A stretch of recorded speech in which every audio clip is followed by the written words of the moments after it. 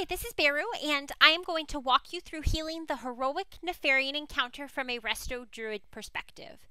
The first thing I want to make a note of is at the start of the fight here, when your Onyxia take jumps down, make sure that he has nothing on him. No hots, no Earth Shield, no Palm, and make sure nobody hits Onyxia before he hits Onyxia, because her threat's a little buggy, and sometimes that is going to throw it off. You're going to see that I tranquility'd right when I drop down. This is not necessary at all by any means. I only do it because after our first kill, I was reviewing my parses with some of the other Druid parses that have killed Onyxia and noticed that they were getting 4 tranquilities in a 9.5-minute fight, and ever since have been on a quest to do just that. As soon as that tranquility ended, I went into Tree of Life. I do this for a few reasons. The first one is that lets me put a stack of life bloom on each of the 3 tanks in this encounter to help keep them stabilized while Nef comes down, the constructs spawn, and we're just trying to get the raid in order and stabilized at the start of the fight. Once that is completed, I am responsible for healing the construct tank, and so you're going to see that I'm kind of conservative in my spell usage here. I keep him fully hotted, but then I'm going to favor Nourish and only use Healing Touch as these constructs get larger, or he took a big chunk of damage that needs a larger heal. The reason for this is that I'm trying very hard to manage my mana so that I go into phase 2 of this encounter at almost a full mana bar. It takes a lot of healing in that phase, and you end up really hurting by the end of the fight if you don't play smartly with your mana bar in the first phase of this encounter. The raid has brought Onyxia down to near death levels and is now switched over to Nefarian. Once the Kite tank has the constructs down, I switch my hots over to heal the Nef tank, again being somewhat conservative in my assistance there, favoring Nourish over some of the larger heals, and we're basically just going to be preparing the raid for this first crackle. We're going to power word barrier this crackle, and right before the crackle, I'm just going to make sure that everybody is at enough life to survive the crackle with the barrier.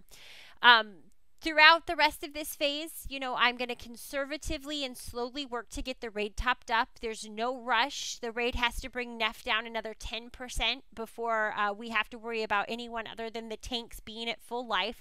So I really consciously let my hots work. I'll toss out a wild growth, and then I'll rejuve people who are a little lower and maybe need a little more life.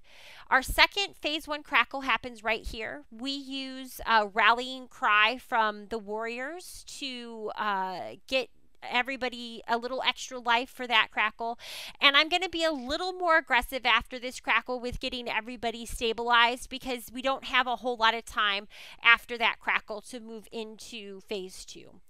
I switch my life bloom to myself, and I'm going to fully hot myself and bark skin as this lava comes up. Once the lava's over my head, I'm going to hit my space bar so that I can smoothly in one action go up to the top of my platform and get on it straight away.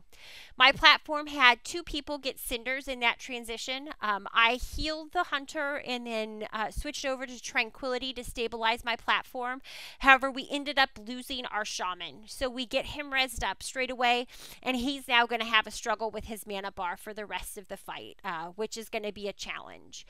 I go into Tree of Life pretty much as soon as my tranquility has finished, and I basically just start blanketing my platform with life blooms. I'm going to wild growth. I'm going to chase those wild growths with life blooms.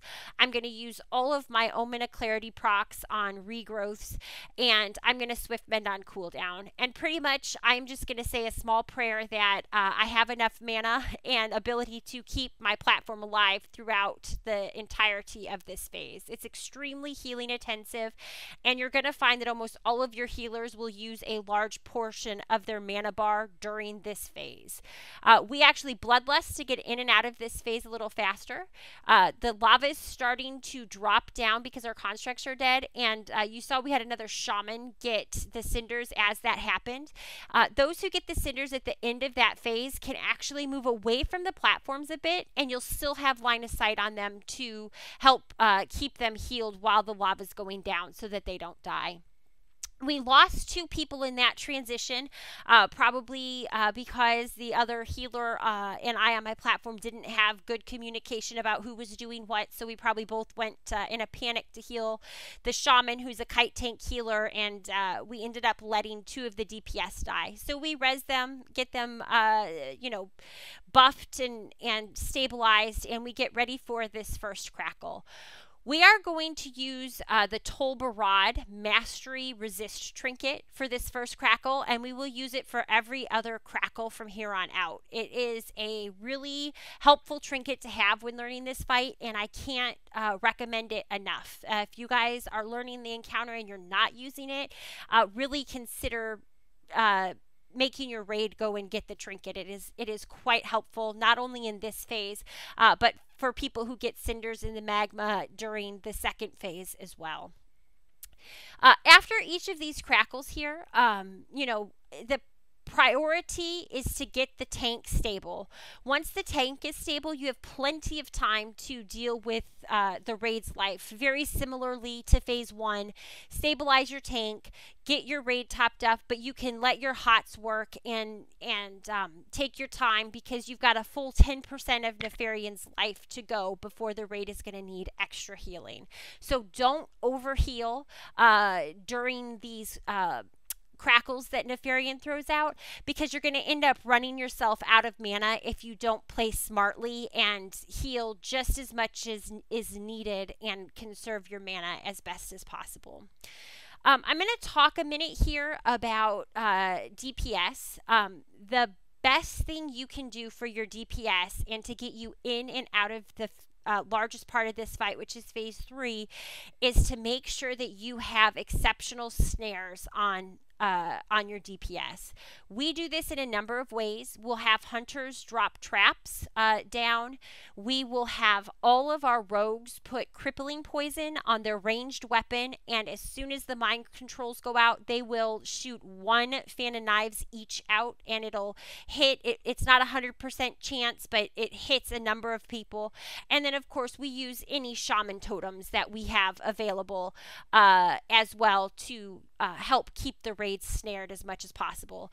It is the most important thing your raid can do to make sure that everyone in your raid can get the 150 stacks while they are mind controlled, to increase the amount of damage that you're able to do to Nefarian and get him down as quickly as possible. You're going to see that the raid's kind of moving around with Nef here.